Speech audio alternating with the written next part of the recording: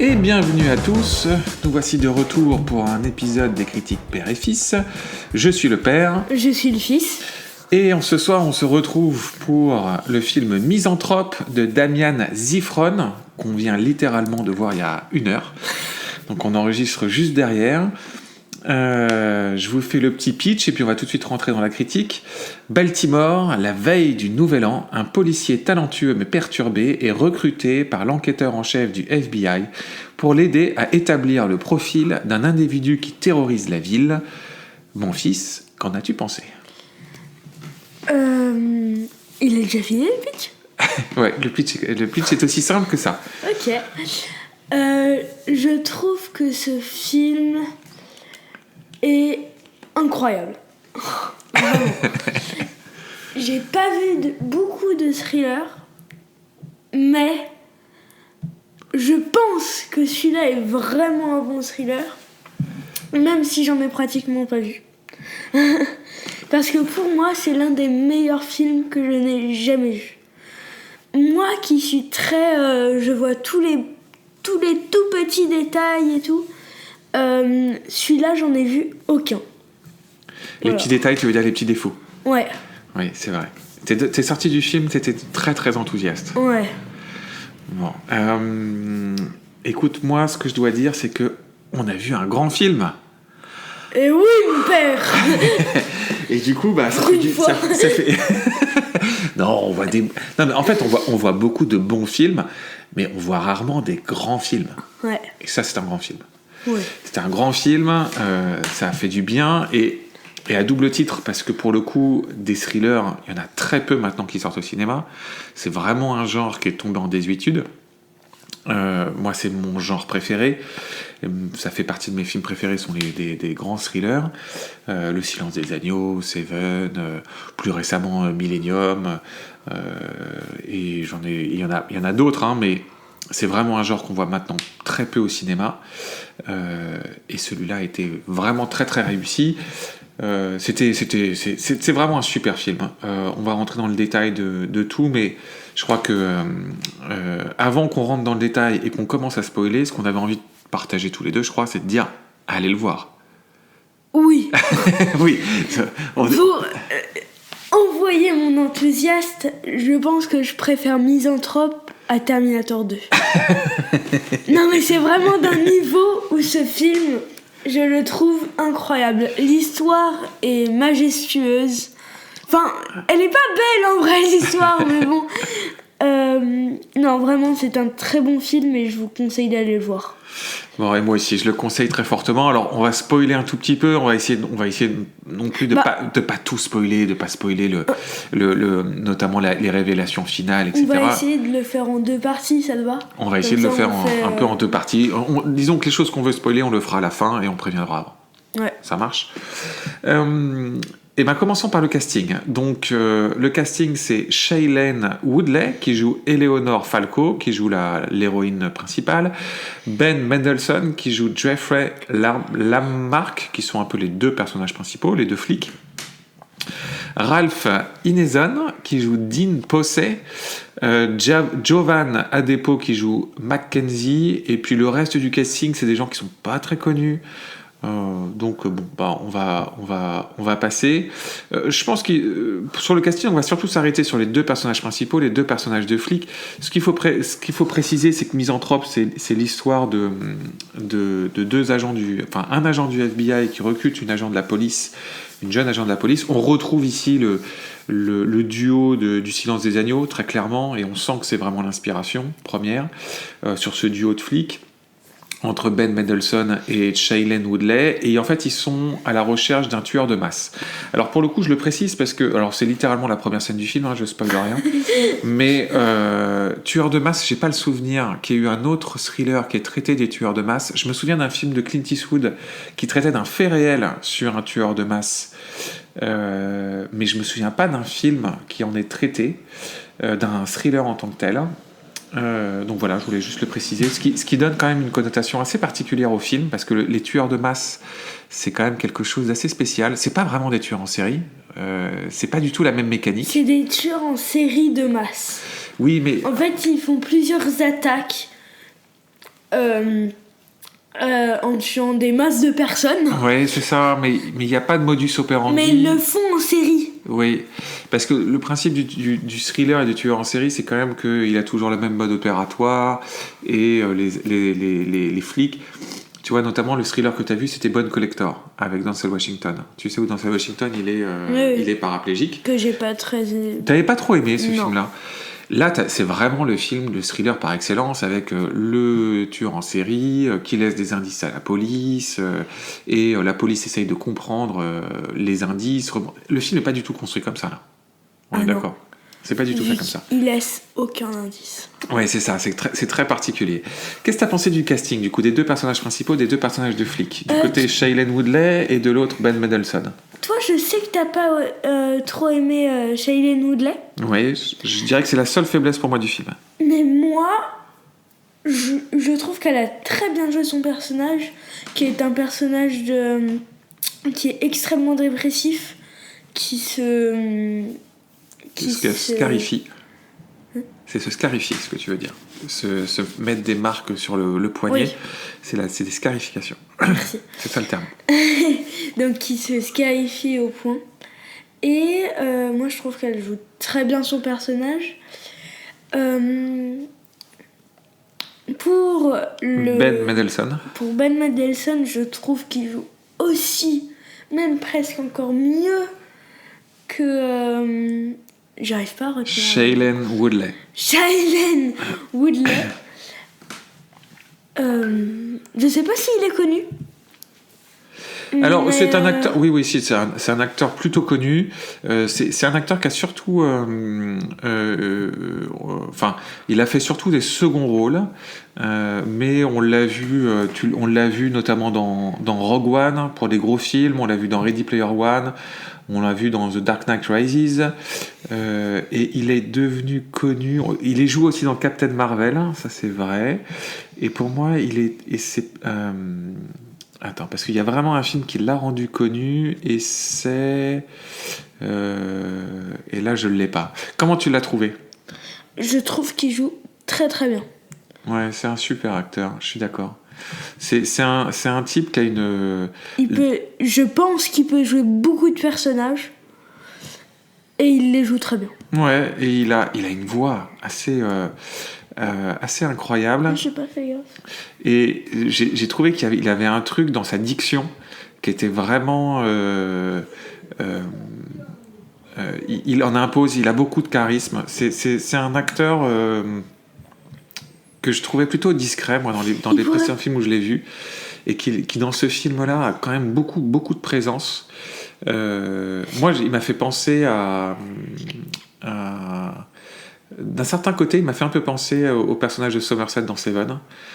Cette même présence, cette même attitude, parfois un peu où il sait exactement où est-ce qu'il veut aller, etc. Alors évidemment, il le joue d'une manière un peu différente, mais on retrouve un peu ce personnage-là, qui est aussi un peu le personnage qu'on voit dans Le Silence des agneaux, de cet agent du FBI qui recrute le personnage de Jodie Foster. On retrouve quand même cette dynamique-là, pour ceux qui les ont vus. Ça, c'est des films que je cite que tu n'as pas vu, mon fils, mais je pense que ceux qui écouteront l'auront vu et verront de quoi je parle. Donc un jeu d'acteur vraiment pour Ben Mendelsohn que j'ai beaucoup beaucoup aimé. Et Shailene Woodley, ouais, je suis plus mitigé parce que je trouve que c'est une actrice qui elle pose pas de problème en tant que telle, mais tout le long du film je me suis dit, oh là là, si on avait eu une actrice du calibre de Jodie Foster, de, je sais pas moi, Julianne Moore, tu vois, des actrices qui portent le rôle un peu plus loin, je pense que ça aurait été encore meilleur. Disons que je pense qu'elle fait le job, mais pas plus. Voilà, c'est le sentiment que j'en ai. Juste pour le monsieur du FBI, parce que Ben Mendelsohn. Ben Mendelsohn, je le verrais tellement en Alfred dans un Batman. Ah, c'est très juste. Il ferait un très bon Alfred. c'est très vrai. En plus, dans le film, il est un peu habillé comme Alfred. Ouais. Et du coup, ça m'emmène vers... Pas en dessin, mais... C'est ça. Ça m'emmène sur le scénario, et j'ai envie de m'arrêter sur un point.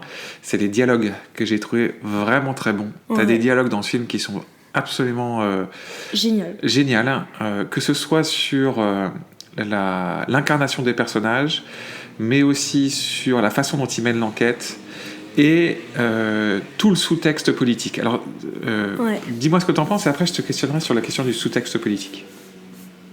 Qu'est-ce que tu as pensé, toi, des dialogues? Est-ce qu'il y a des choses que tu retiens? Ah, les dialogues, je les trouve très très bien écrits. Et ils ont vraiment un truc qui porte le film. Un bon rythme. Ouais. Ouais, je suis d'accord. Ça t'emmène, il n'y a pas de temps mort. Tu sais toujours où l'histoire en est, t'es jamais perdu. Ils alternent super bien entre les phases d'exposition, les phases de tension forte, les phases de recherche. Tout ça, c'est super fluide.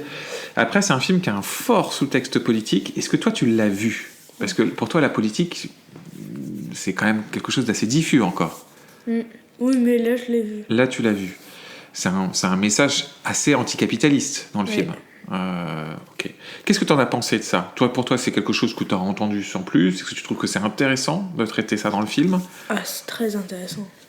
Ok. Vu que le grand méchant... Ah, là, c'est spoiler. Non, mais tu peux dire... Non, tu peux juste dire l'antagoniste. Tu peux dire l'antagoniste a des revendications politiques. Voilà, ça suffit. Ouais, ça suffit. Ouais. Ok. Bah, je dis ça. Ce qui est en effet intéressant, je trouve, dans ce film, c'est que le tueur porte un message politique bien plus que dans d'autres thrillers, où c'est plus l'incarnation de la folie, etc. Là, dans Misanthrope, et d'ailleurs, le film porte très bien son nom, son titre français, parce que d'ailleurs, le titre en anglais, c'est pas du tout Misanthrope, hein, c'est A Catch a Killer. Ou To Catch a Killer, quelque chose comme ça. Le titre anglais. C'est pas Misanthrope. Ça, c'est pour la version française. Donc, il y a un fort message politique, et c'est un message politique, pour le coup, assez nihiliste, assez désabusé sur la société. Et ce que j'ai trouvé intéressant, c'est qu'il est contrebalancé tout au long du film par d'autres personnages. Ouais. Notamment, je sais pas si tu te souviens, à un moment donné, on a une scène de dîner entre les deux personnages principaux et le mari d'un des personnages principaux. Et ce personnage-là, qu'on verra que dans cette scène-là, contrebalance complètement le message anticapitaliste en montrant en fait les bienfaits du capitalisme.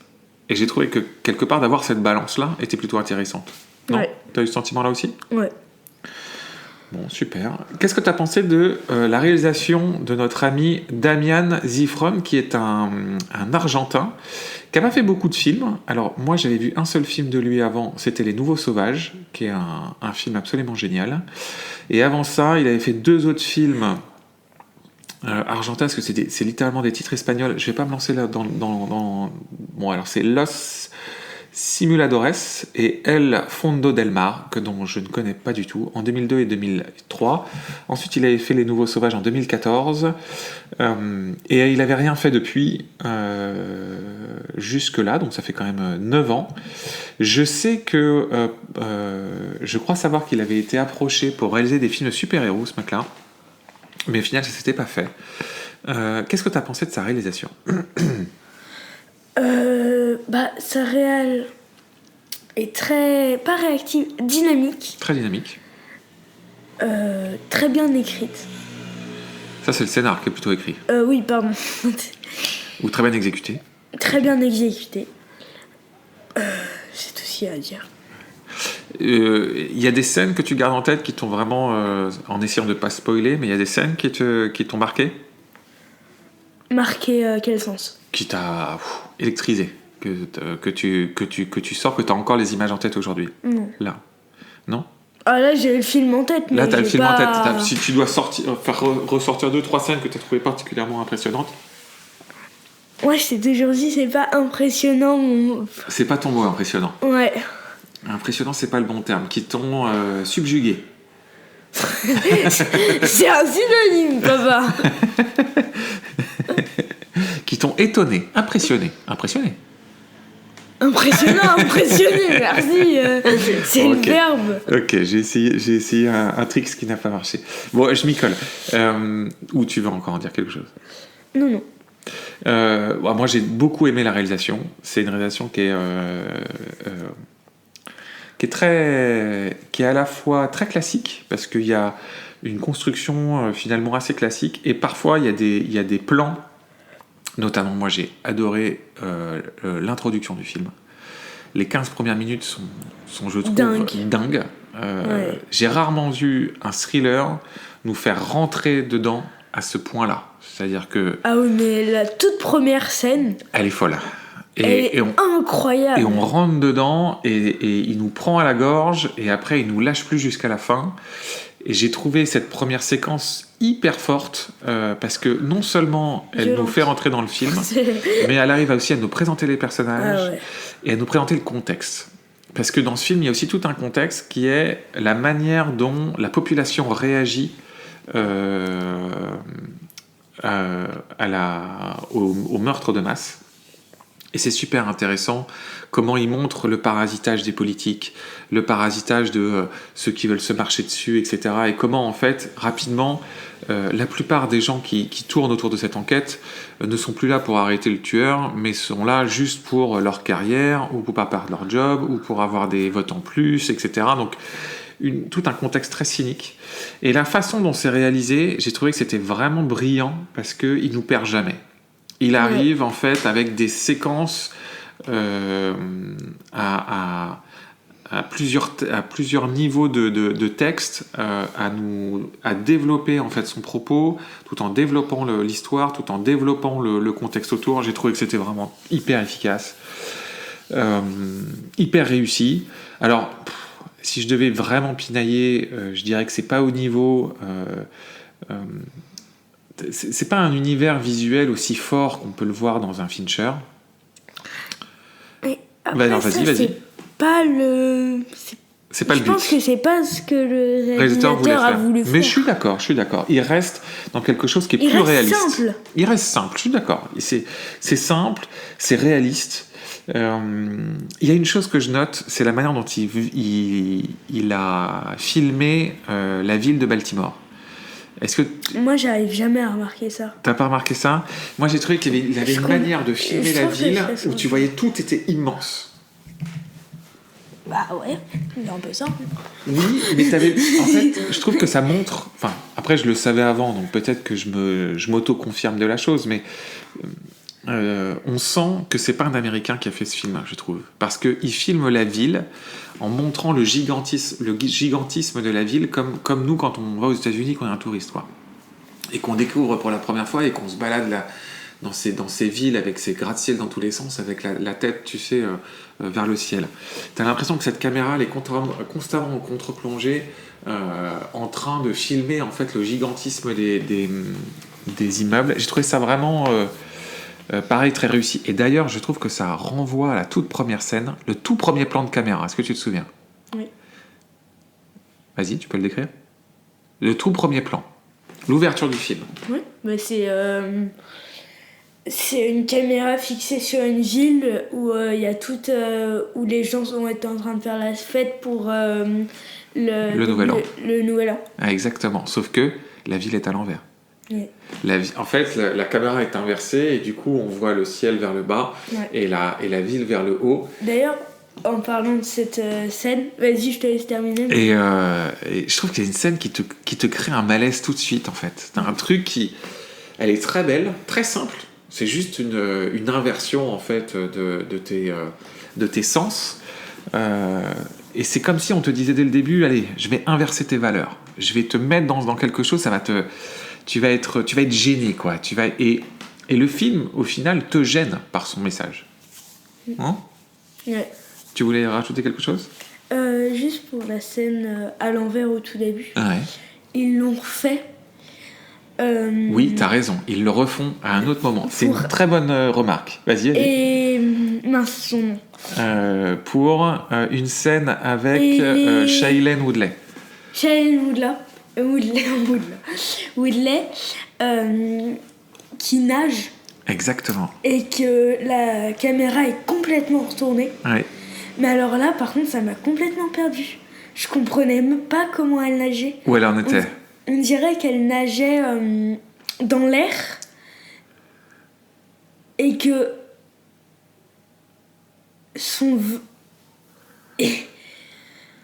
Avec l'eau. Je précise pour les auditeurs que tu me fais des grands gestes de bras là, comme si tu me remimais la scène, parce que il y a que moi qui peux voir ça. Mais c'est un grand moment. je te sens que tu mimes un nageur à l'envers. Continue. Tu as une grande carrière de mime devant toi. Donc, excuse-moi, je t'ai coupé. J'arrive pas à trouver les mots. Oui, mais En fait, c'est le ciel et l'eau et le ciel. Ok. Très bien. C'est un début de devoir de philosophie. Moi, je pense que ces scènes-là, elles sont faites pour nous envoyer une forme de malaise et d'inversion des valeurs. Et de finalement que les choses qui nous paraissent le plus normales deviennent anormales. Et les choses qui nous paraissent anormales nous paraissent presque normales. Et ça nous emmène, je trouve, ces séquences-là, à commencer à intégrer le message final, quand même, du film, qui est quand même très particulier. C'est exactement ce que je voulais dire. Tu me rejoins là-dessus ? Oui. Du coup, on fait un petit bip spoiler parce que je pense que j'ai envie, moi, quand même d'aborder la fin. Oui, spoiler, moi, je vais être à fond. Hein. D'accord.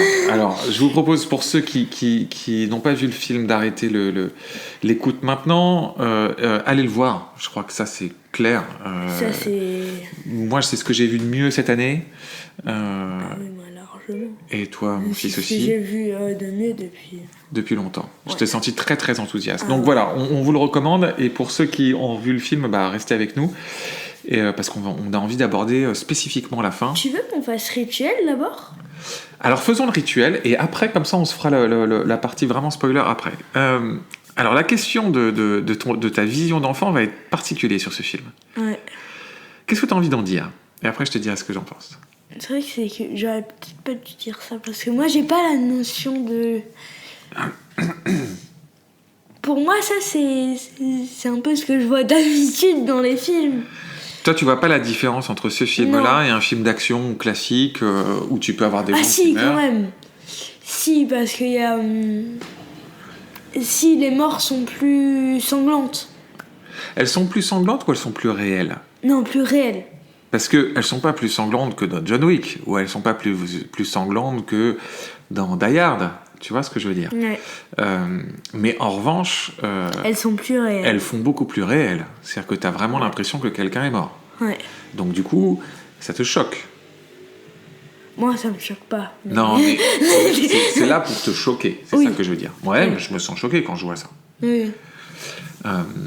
Mais est-ce que tu t'es senti mal à l'aise à un moment dans le film ?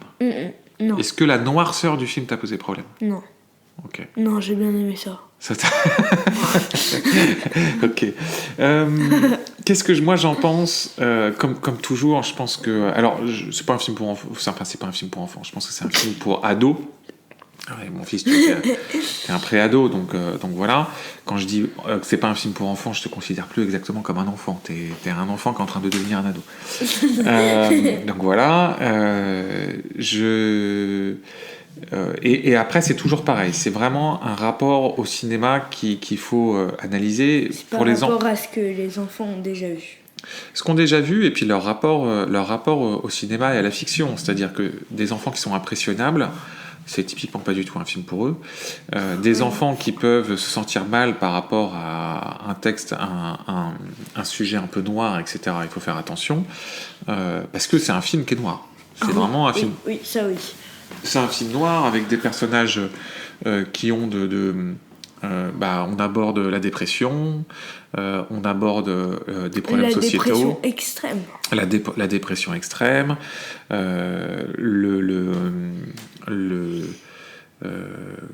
évidemment la mort, le meurtre, etc. Donc c'est vraiment des sujets compliqués. Après, le film en soi, je l'ai pas trouvé sanglant. Enfin, c'est pas un film où il y a pas de comment dire, il y a pas de perversité dans le film. C'est pas un tueur qui cherche à torturer ses victimes ou quoi que ce soit. Il y a pas du tout, il y a rien de tout ça. Oui.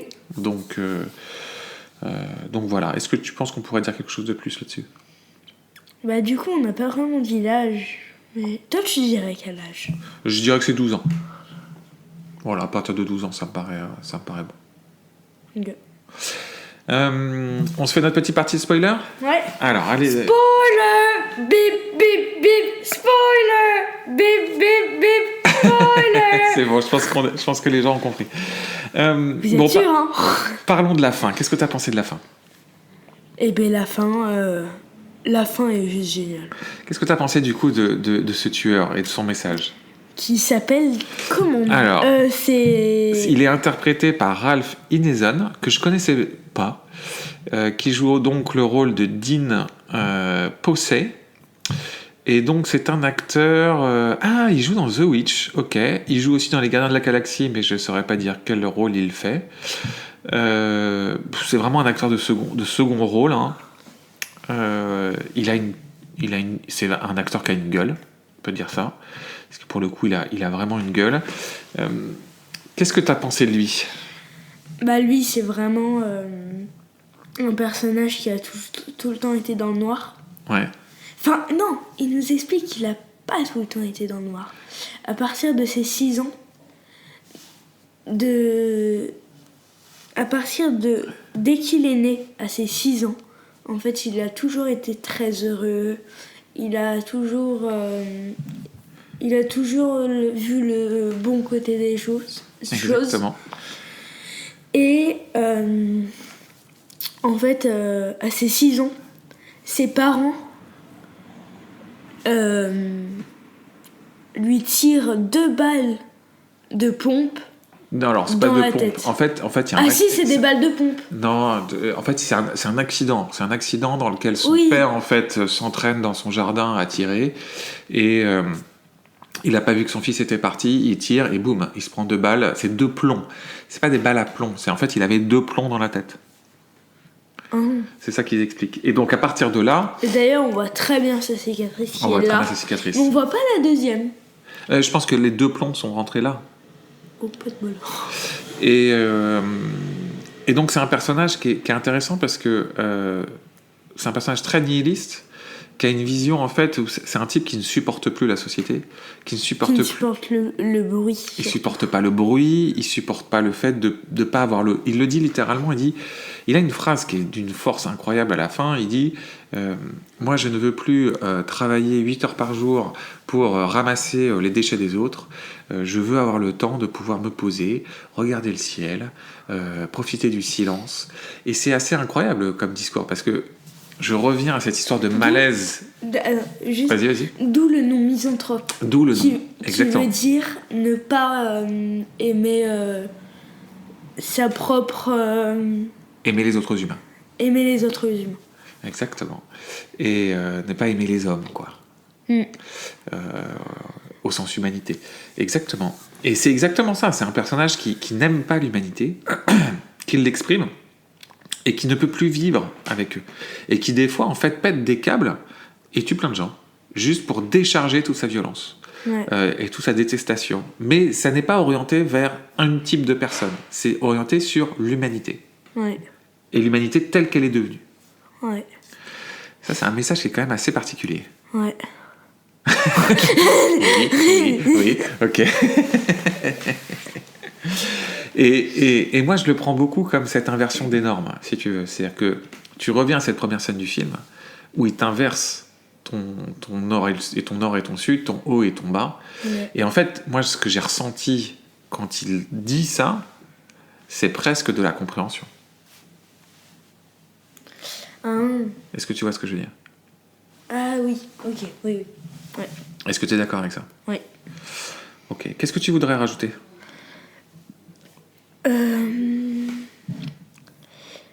Qu'est-ce que je voudrais rajouter? J'avais un truc à dire. La scène de fin est assez violente, je trouve. La scène de fin est assez violente, oui, je suis d'accord. La scène où l'actrice principale... Peut-être qu'un jour tu vas réussir à...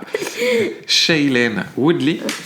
Shailene Woodley mord Le tueur.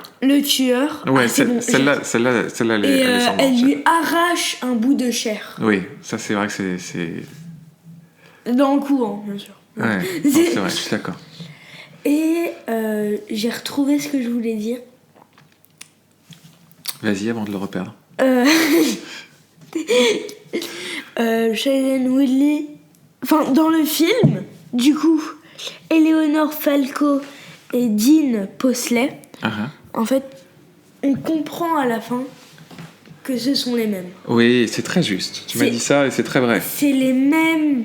Ils ont la même compréhension du monde. Exactement, tout à fait. C'est exactement ça. Et à un moment donné, t'as le personnage de Ben Mendelsohn qui dit justement à la flic, qui lui dit, mais en fait, vous êtes les deux mêmes. La seule différence, c'est que toi, tu orientes cette colère que tu as du monde contre toi-même, d'où l'histoire des scarifications, alors que lui, il est obligé de décharger toute cette colère de temps en temps sur le monde qui l'entoure. Ouais.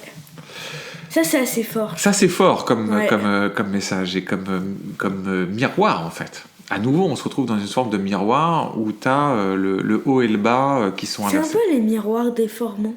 C'est ça. C'est les miroirs déformants qui... Oui, tout à fait. Qui te déforment, qui déforment ton visage, etc. Mm. C'est très juste, c'est très juste. Est-ce qu'on a encore quelque chose à ajouter sur Misanthrope ? Ce film est incroyable, du coup, je vous le conseille pas, vu que normalement, vous l'avez déjà vu. C'est vrai que si vous écoutez encore cette partie, c'est que normalement, vous l'avez déjà vu. Eh ben, on espère que ça vous a plu autant qu'à nous. Oui. Bon, super.